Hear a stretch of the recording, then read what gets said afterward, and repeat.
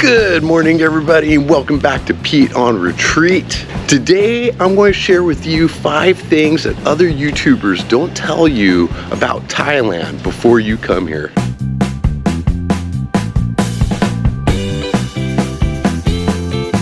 My goal today is not only to bring these topics up, but to also talk about the actual impact they may have on your visit to Thailand. A lot of what I'm going to say is probably from a more American-centered point of view, so my apologies if these don't really affect you the same, but here we go anyway. There could be a lot of culture shock when you first come to Thailand. I mean, after all, it's a whole different language. There's all this spicy food out here. There's the whole thing with the Thai people and saving face. There's the whole aspect about bartering when you go shopping for goods. But one of the craziest cultural differences is that they drive on the left side of the road here. Yeah, I know that's not that big of a cultural difference, but as an American, I didn't understand the full impact it was going to have on me until I came here. I didn't think it would impact me much at all because I didn't plan on driving when I came here, and I'm still not driving, but it does impact me every single day when I go out. Coming from a country where we drive on the right side of the road, as a kid, I was taught to look left and then right and then left again before I crossed the road. After years and years of practice, it just becomes second nature. Maybe it's just me, but during my lifetime, I developed this habit of looking left and then starting to move forward when I would turn my head to the right. I was completely unaware of this habit until I moved here. It never caused me any problems back home, but it became very clear how dangerous this habit was once I arrived. Once I became aware of the issue, I started telling myself in my head, look right, look right, look right.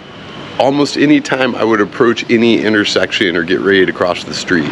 If you've been watching my channel for any amount of time, you know I'm a pretty avid walker, and I had several close calls and just feeling stupid every time I would get to an intersection, look left and start moving forward only to have a car or scooter just come screaming by me. It only took a few weeks to kind of break this habit, and now I don't even have to tell myself to look right first. The streets in Thailand are dangerous. There's often no sidewalk. Cars and scooters speed around you sometimes in the wrong direction, and it's a very good idea to get used to slowing down and being overly cautious here, especially when you first arrive. Of course, many visitors here are on vacation and are enjoying plenty of alcoholic beverages. We all understand the dangers of drinking and driving, but drinking and walking in Thailand, it can be just as dangerous. Now, the second point is another one that can be dangerous. It's something that can cause injury to you or to other people.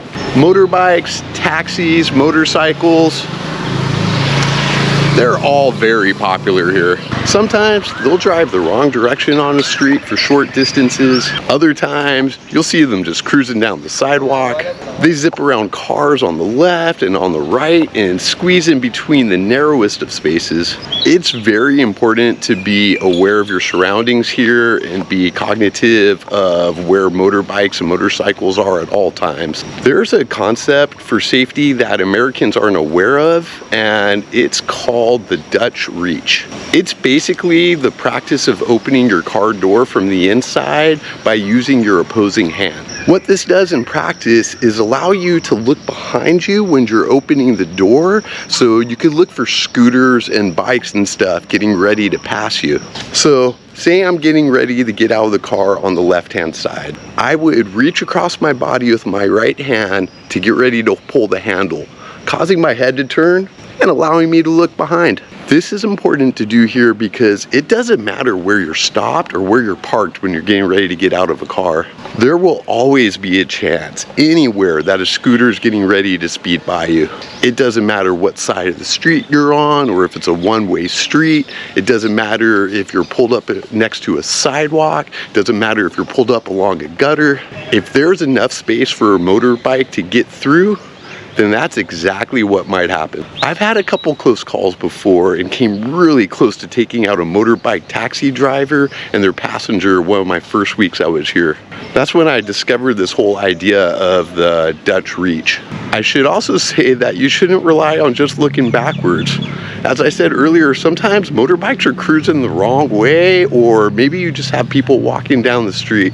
Pattaya is very congested, and most people will squeeze through any space they can while walking, riding, or driving through this crowded city.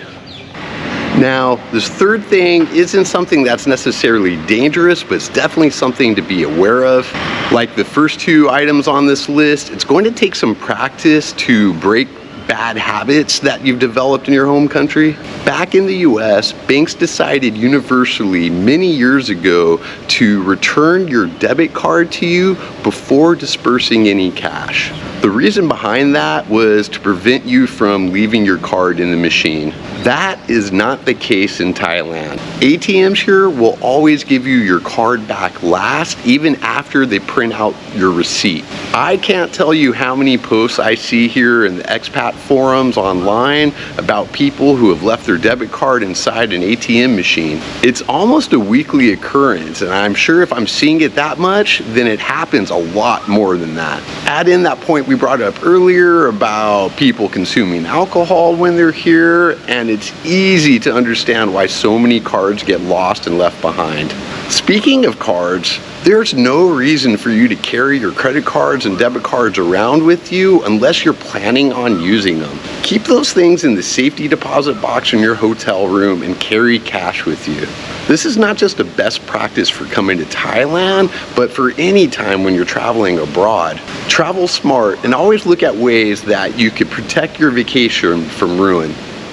Okay, this fourth topic, it's one that I was aware of, but it's one I wasn't really prepared for until I got here.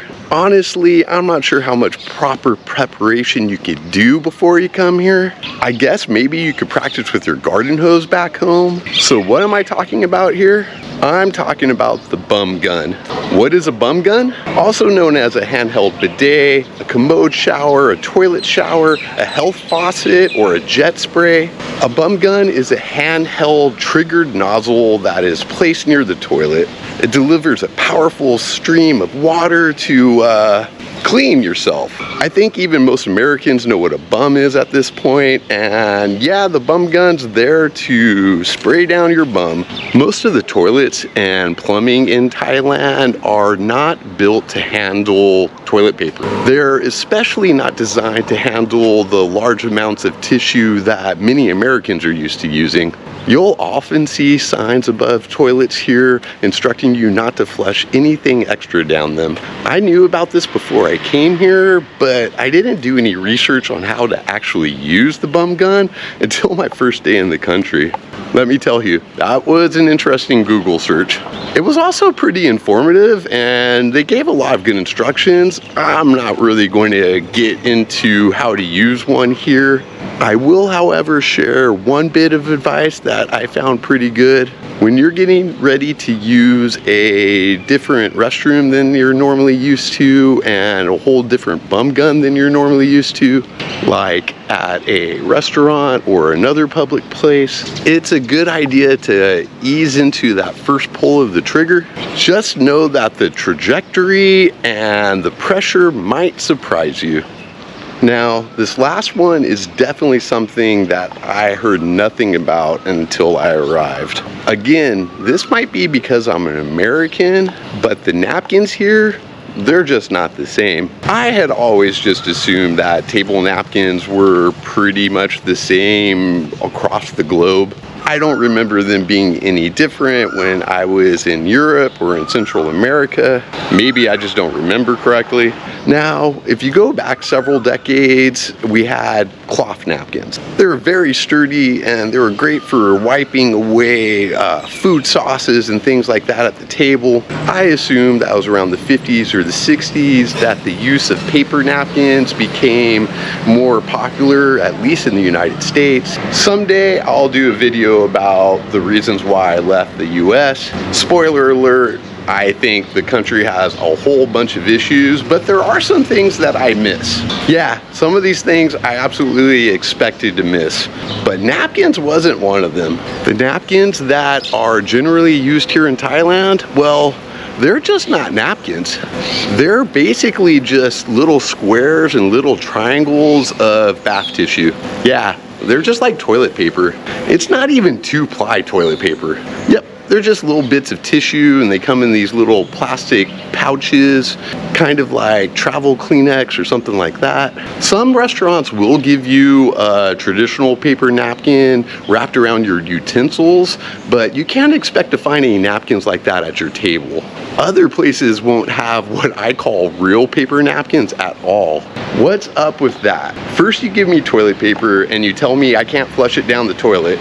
Then you give me more toilet paper when I eat and expect me to accept that as a reasonable replacement for a napkin.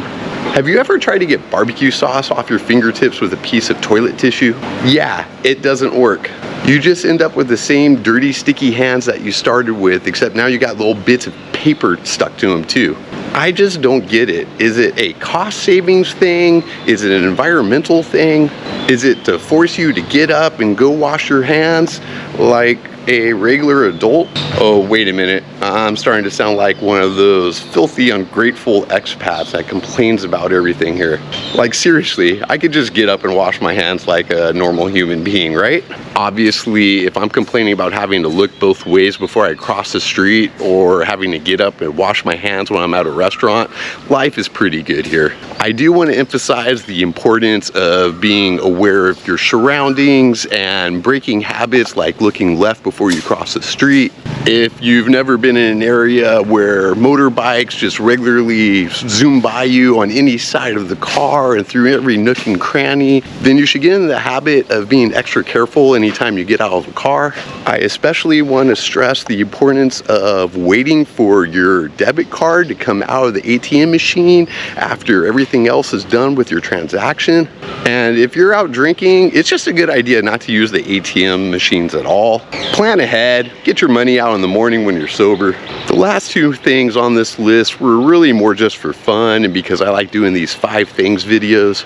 But seriously, the napkins thing was a big surprise to me. What are some of the things that surprised you when you first came to visit or moved out here? Things that you didn't see some YouTuber warn you about. If you found this video helpful or funny at all, please give me a like.